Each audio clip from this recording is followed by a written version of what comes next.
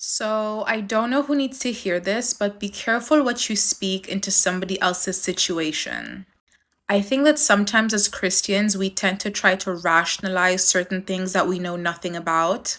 Like, if somebody in our lives is going through a period of suffering or difficulty, we try to rationalize why they're experiencing that suffering or difficulty.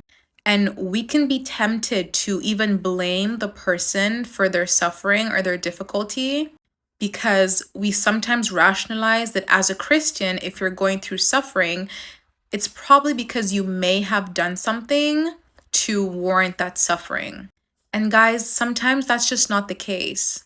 Sometimes people go through suffering or difficulty simply because that trial has been ordained for them to go through for whatever reason, and we have no idea why.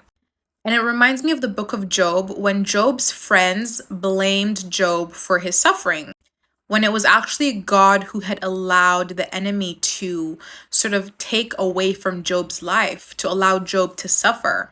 His friends just couldn't rationalize why something like this would happen to him, so they kept blaming him for possibly creating that situation. And God was actually upset at Job's friends and even told Job once he was restored to go pray for his friends, go pray on behalf of his friends so God would forgive them because they had spoken into Job's situation without even knowing anything. So just be careful whose situation you speak into and be led by the Holy Spirit before you decide to kind of speak into a situation in which somebody is going through something difficult or suffering. Because to be honest with you, sometimes we just don't know why somebody is experiencing what they're experiencing.